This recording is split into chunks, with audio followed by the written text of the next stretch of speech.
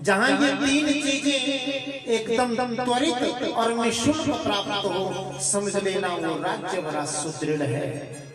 परीक्षित जी महाराज के राज्य में शिक्षा, चिकित्सा, न्याय तीनों जल्दी तुरंत प्राप्त हुआ करते थे और निःशुल्क थे।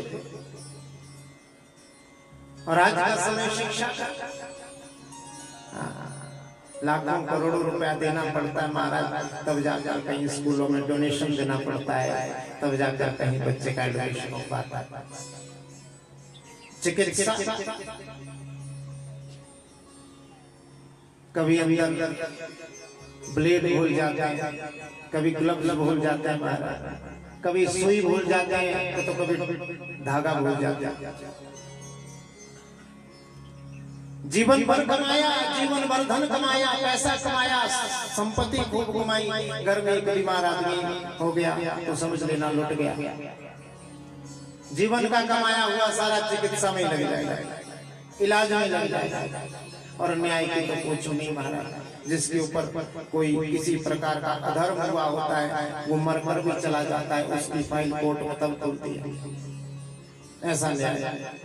लेकिन श्रीमद् भागवत महापुराण में वर्णन आता है कि परीक्षित जी महाराज के राज्य में ये बिल्कुल निःशुल्क और जल्दी प्राप्त हुआ करती थी। बोलो गोविंद भगवान की। इस प्रकार से घूमते घूमते परीक्षित जी महाराज अपने घोड़े पर बैठे और अपने राज्य का निरीक्षण करते हुए बहुत घनघोर जंगल में पहुंच गए। जब जंगल में पहुंचे, वन में पहुंचे, वन में घूमते घूमते उन्होंने एक बहुत ही अटपटा और अजीब दृश्य देखा। दृश्य देखा कि एक गाय और एक बछड़ा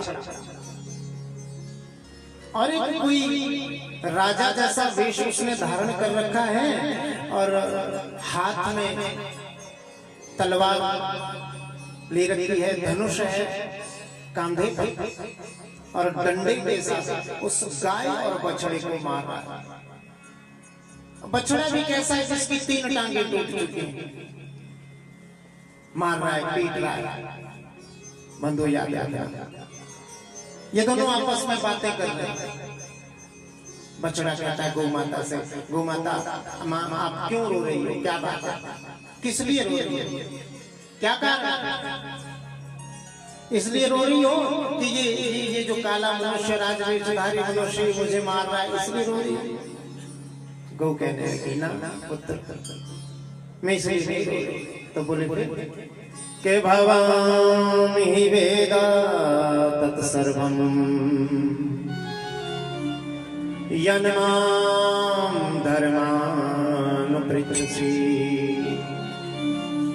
चतुर्भैर्वर्तसेना पादैर्लोकसुखावह। पुत्र, धर्म के 4 मुख्य अंग हैं। गौ माता बता रही है अपने बच्चे से, सुनो बात को ध्यान से। देखो धर्म के जो 4 अंग हैं, जो 4 पैर हैं धर्म के, पुत्र, एक सत्य, दूसरा तपस्या, तीसरा पवित्रता और चौथी दया या दान। ये 4 पैर हैं और इन चारों के योगों का पहल ही धर्म है। जहां ये चारों होती है ना बंधुओं, वहीं पर धर्म होता है। अर्थात जहां सत्य होता है, जहां तपस्या होती है, जहां मन की और तन की जहां पवित्रता होती है और जहां दया होती है, वहीं पर धर्म वास करता है। इन चारों पर धर्म आधारित रहता है। और बंधुओं, जब ये चारों चरण धर्म के जीवित थे तो याद रखना वो सतयुग का समय था। जब केवल 3 अंग पर रह गया तो वो त्रेता युग था। जब ये 2 पैरों पर रहा तो फिर द्वापर था। अब ये 1 पैर पर आधारित है तो कलयुग आ गया। सत्य अर्थात परमात्मा, निरंतर नित्य प्रति परमात्मा का ध्यान करना, सत्य का ध्यान करना, सत्य और परमात्मा में जो भिन्नता करता है वो मूर्खता है। दूसरा है तप, अर्थात जीवन में दुख सहन करके भी परमात्मा की आराधना करना ही तपस्या है। तीसरा पवित्रता, कलयुग में हे पुत्र ये पवित्रता भी समाप्त हो जाती है। बाहरी पवित्रता तो रहती है लेकिन मन बहुत मैला रहता है।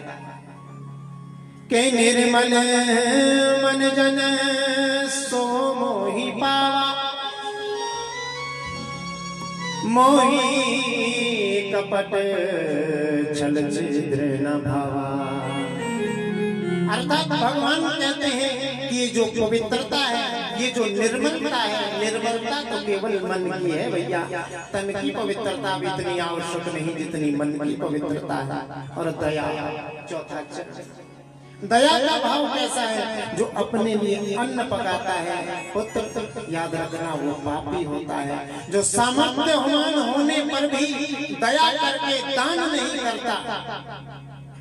बंधुओं, गौ माता कह रही है उस बछड़े से, पुत्र जो सामर्थ्यवान होकर भी दया करके जो दान नहीं करता, वो महाराज अपने जीवन में किसी न किसी समय में कुपुरुषों के पापों का भक्षण करके नरक में जाता है।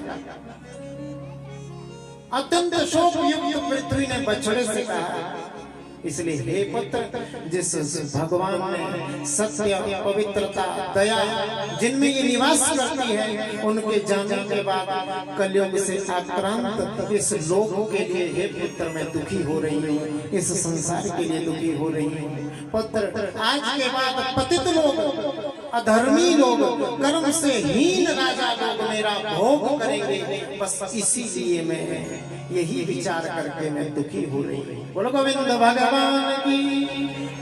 भगवान के वियोग में मेरे मन को शांति नहीं है पुत्र। दूसरा वियोग है भगवान का। जब भगवान इस धराधाम को छोड़कर चले गए पुत्र, उसी दिन कलयुग आया था।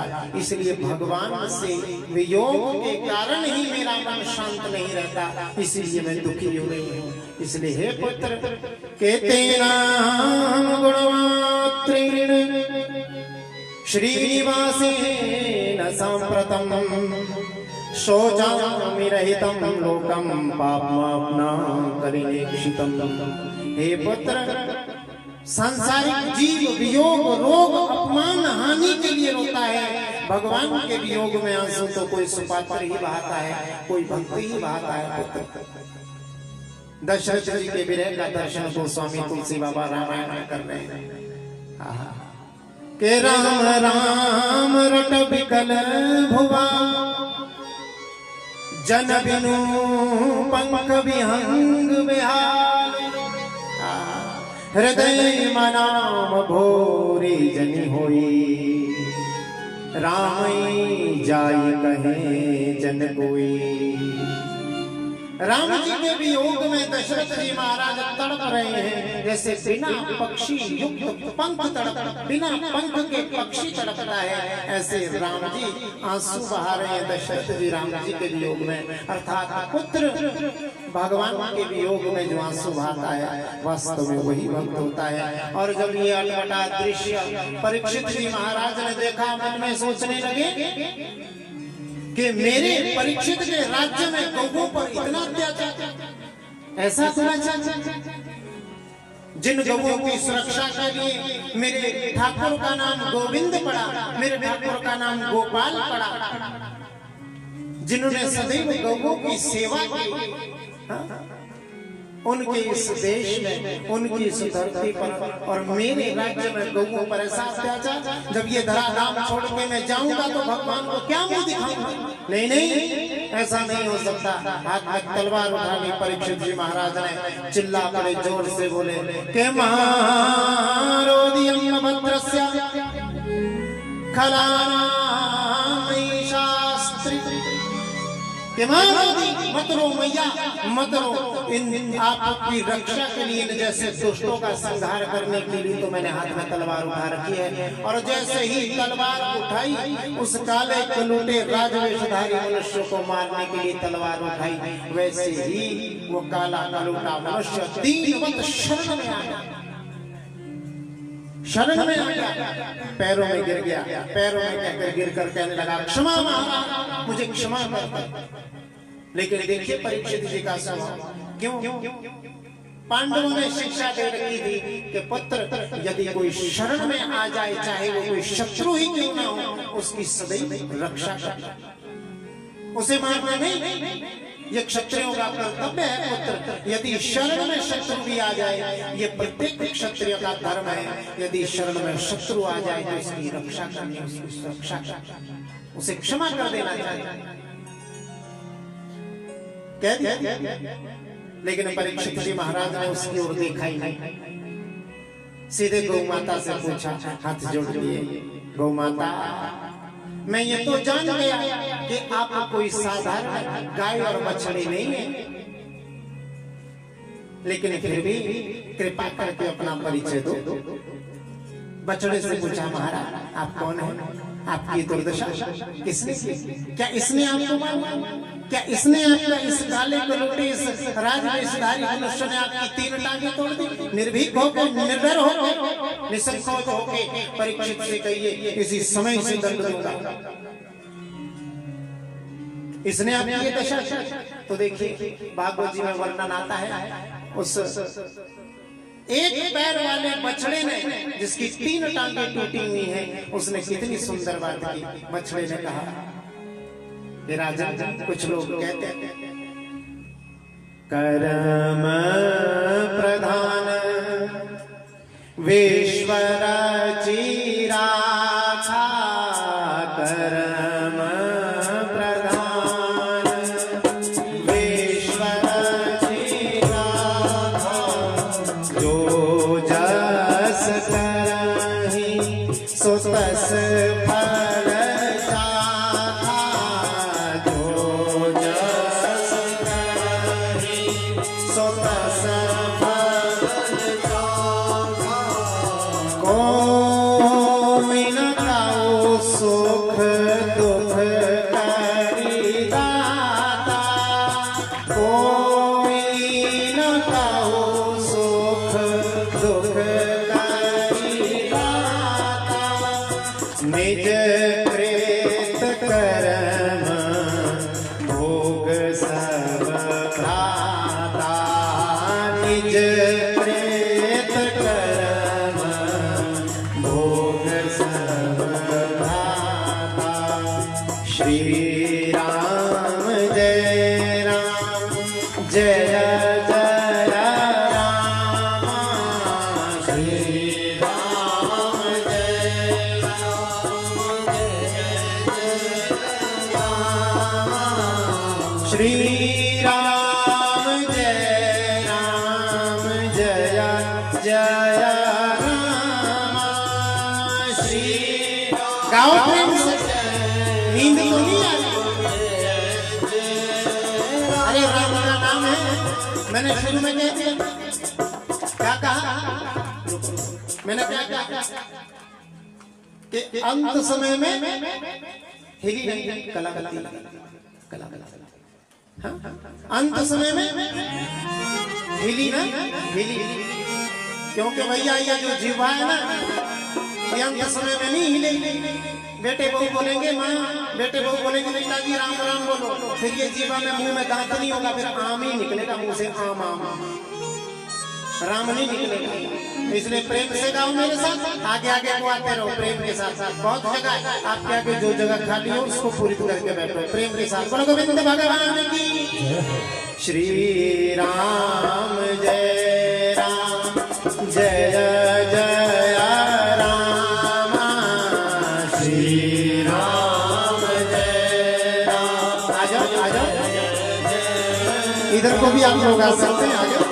श्री राम जय राम जय जय राम, श्री राम जय राम जय जय राम, श्री राम जय राम जय जय राम, श्री राम जय राम जय जय राम,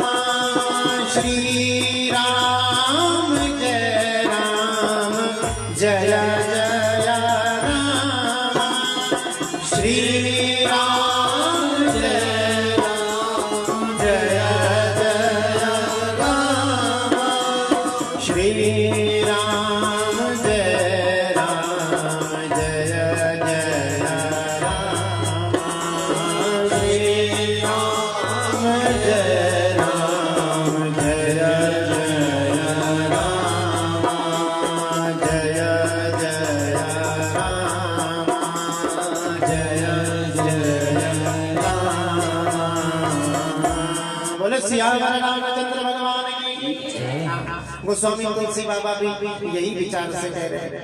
जो बात बछड़े ने कही ना भागवत जी में, सुखदेव महाप्रभु ने बड़े भाव के साथ व्यास जी महाराज ने कही, वही बात गोस्वामी तुलसी बाबा कह रहे हैं रामायण। वो बछड़ा कहता है राजन के कर्म प्रधान विश्व रचि राखा।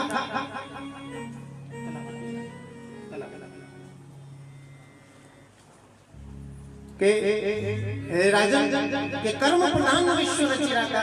के राजन ये संसार का कर्म प्रधान है। जो आदमी जैसा करता है उसको वैसा भोगना पड़ता है अपना कर्म का फल। राजन कुछ लोग कहते हैं कि को न काऊ सुख दुख करी दाता, कोई किसी को सुख नहीं देता, कोई किसी को दुख नहीं देता, निज कृत कर्म भोग सुजाता। हम अपने जीवन में जो सुख भोगते हैं, हम अपने जीवन में जो दुख भोगते हैं राजन, वो सब हमारे कर्मों का ही फल होता है। राजन कुछ लोग मानते हैं कि भगवान जो चाहे वही होता है, उनकी इच्छा के बिना तो पत्ता भी नहीं है। राजन कुछ लोग कहते हैं कि ग्रहों की जैसी गति आ जाए उसके अनुसार व्यक्ति को वैसा फल भोगना पड़ता है। राजन जो मीमांसा के जानने वाले हैं, तो मीमांसा के ज्ञातकार तो ये कहते हैं कि भैया सुख दुख तो केवल मन की कल्पना है, वास्तव में ना तो कभी सुख होता है और ना ही कोई दुख होता है, ये तो सब हमारे मन की कल्पना है। राजन जो वेदांत पढ़ते हैं, वेदांत को जानने वाले हैं, तो वेदांत के ज्ञाता तो कहते हैं कि भैया शरीर ही जन्म लेता है और शरीर ही मरता है, आत्मा ना कभी जन्म लेती है और ना ही कभी मरती है। सुख दुख का हेतु तो केवल ये शरीर है, आत्मा तो सब इनसे परे है। इसलिए राजा तो मैं तो अपने सुख दुख का हेतु किसी को नहीं मानता, मैं अपने सुख का और दुख का हेतु किसी को नहीं मानता। मुझे ना किसी ने सुख दिया और ना ही मुझे किसी ने दुख दिया। और जैसे ही बछड़े ने ये सब कहा, परीक्षित जी महाराज बोल पड़े कि हे वृषभराज, मैं जान गया कि आप साधारण बछड़े नहीं, आप कोई बछड़े नहीं, आप तो साक्षात धर्म हैं। कौन है? जोर से बोलो। धर्म के धर्म तो साक्षात भगवत प्रणीतम। धर्म की व्याख्या तो केवल साक्षात भगवान कर सकते महाराज। आरी बात समझ नहीं आई? सुनो, धर्म को हम क्या जान सकते हैं साधारण मनुष्य? धर्म तो केवल साक्षात भगवत प्रणीतम, केवल कृष्ण जानते हैं, केवल राम जानते हैं, केवल ईश्वर भगवान जानते हैं कि वास्तव में धर्म क्या है। हर क्षेत्र में भगवान कहते हैं अर्जुन से, अर्जुन हर क्षेत्र में, हर परिस्थिति में, किसी न किसी परिस्थिति में धर्म की परिभाषा बदल जाती है। अर्जुन जी महाराज ने यह संकल्प ले रखा था। क्या संकल्प? सौगंध उठा रखी थी, प्रतिज्ञा कर रखी थी अर्जुन जी महाराज ने। उन्होंने ये प्रतिज्ञा कर रखी थी कि जो कोई भी मेरे गांडीव को धिक्कारेगा। अरे भाई, अर्जुन जी महाराज का जो धनुष है, उस धनुष का नाम है गांडीव।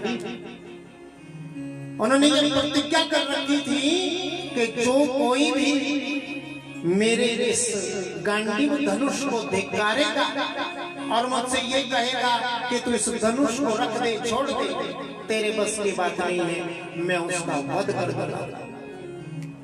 महाभारत की कथा, ऐसी प्रतिज्ञा ले रखी थी अर्जुन जी महाराज।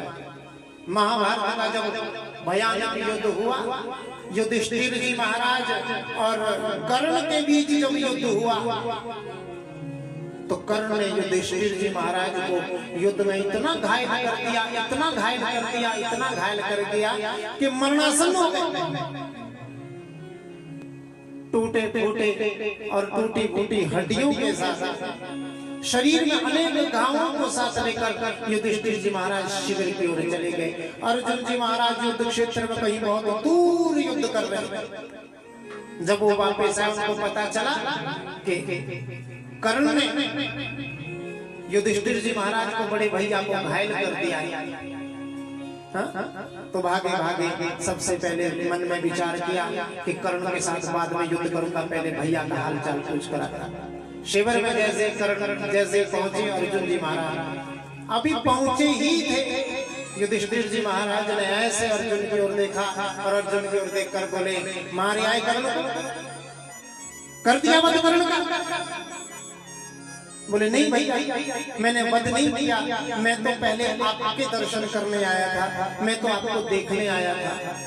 युधिष्ठिर जी महाराज ने कहा, धिक्कार है अर्जुन तेरे को, और धिक्कार है तेरे इस गांडीव धनुष को। मुझे देखने से पहले तुझे कर्ण को मारना चाहिए था। मैं धिक्कारता हूं तुझे और तेरे इस धनुष को, तेरे बस की बात नहीं है, धनुष को कहीं किनारे पर रख दे। अब जैसे ये सुना, अब सोचो, जैसे ये सुना अर्जुन जी महाराज को क्रोध आ गया, गांडीव धनुष उठाया और धनुष उठाकर अपने भाई को मारने के लिए सिद्धांत किया। भगवान श्री कृष्ण ने हाथ पकड़ लिया, अर्जुन क्या कर रहा है, ये क्या कर रहा है?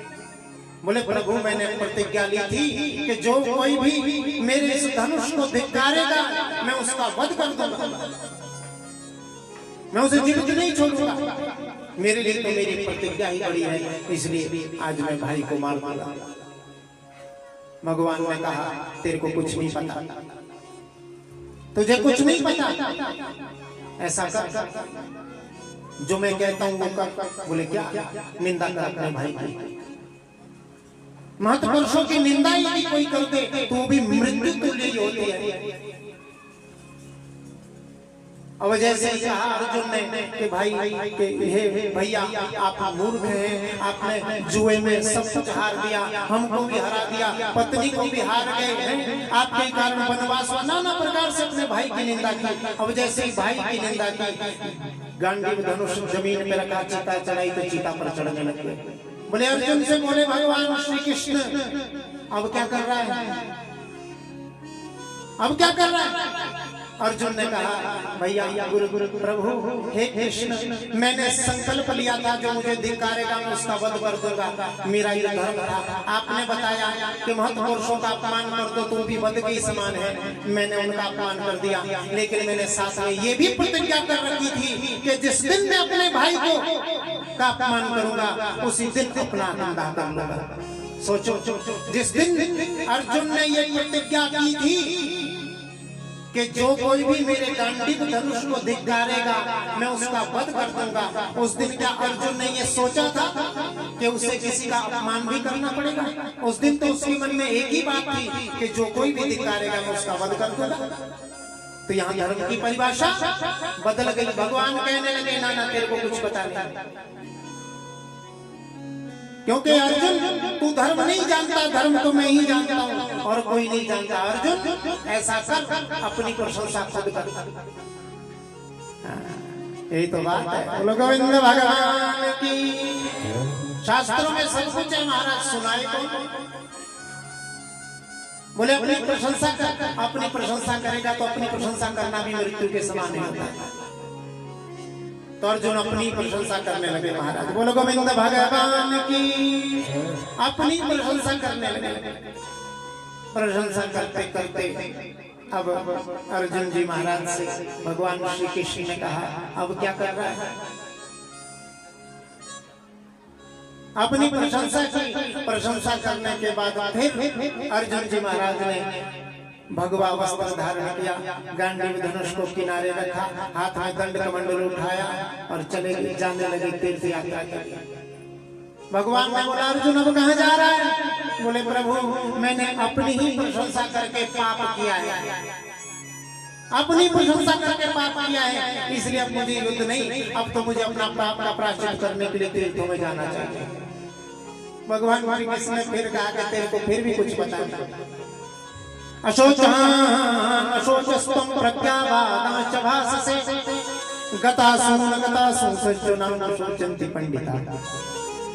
बातें तू पंडितों जैसी कर रहा है, लेकिन है तू मूर्ख, तेरे को कुछ पता नहीं। बोले फिर मेरे इस बात का प्रायश्चित कैसे होगा ठाकुर? इसका प्रायश्चित तो बता। गोविंद कहने लगे तुझे कुछ पता नहीं, तो मुझे प्रणाम कर ले। कोपि कृष्णस्य कृता प्रणामा दशाश्वमेधानमृतेन तुल्या। दशाश्वमेधे पुनरेति जन्म